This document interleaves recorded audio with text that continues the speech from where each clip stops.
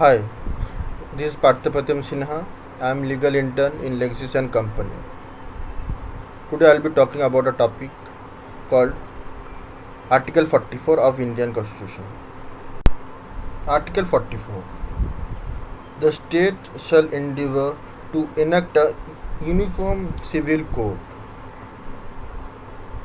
The civil code, if enacted, will deal with the personal laws of all religious communities relating to marriage, divorce, adoption, custody of children, inheritance, etc., which are all secular in character of Indian state, and to enhance fraternity of unity among citizens by providing them with set of personal laws which incorporates the basic values of humanism.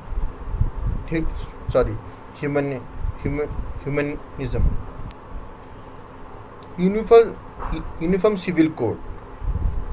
Uniform civil code administers the same set of secular civil laws to govern all people irrespective of the religion, caste, and tribe.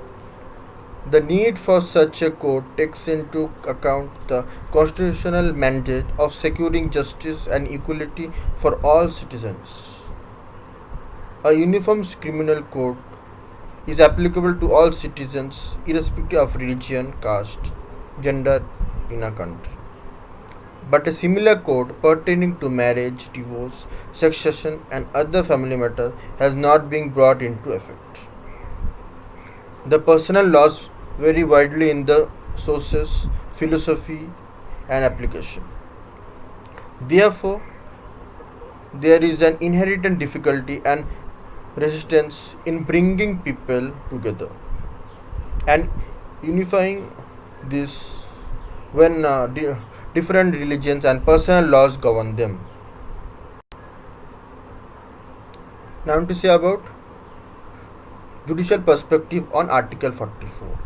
Although Supreme Court had assumed the role of social reformer in many other previous cases, but it was the Shah Banu case usurped a landmark position in the history of debates on religion, secularism, and the rights of women.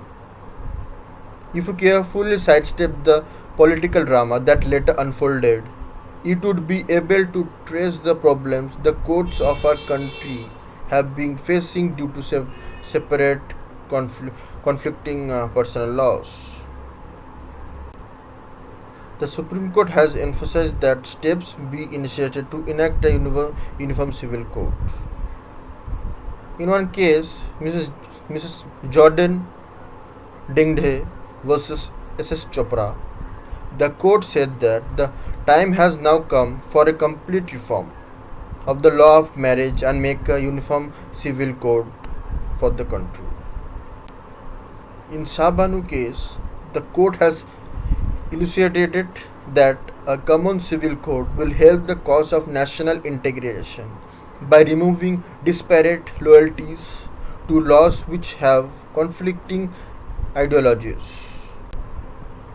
Now I am to conclude by saying the object behind Article 44 is to effect an integration of India by bringing all communities on a common platform on matters which are presently governed by diverse personal laws, but which do not form the essence of any religions.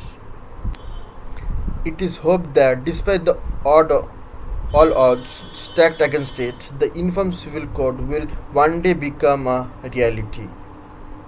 It is also heartening to see that the plea for a uniform civil code rests these days more on contention related to gender bias and harassment rather than theological constitution.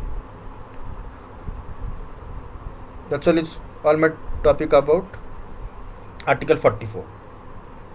Thank you.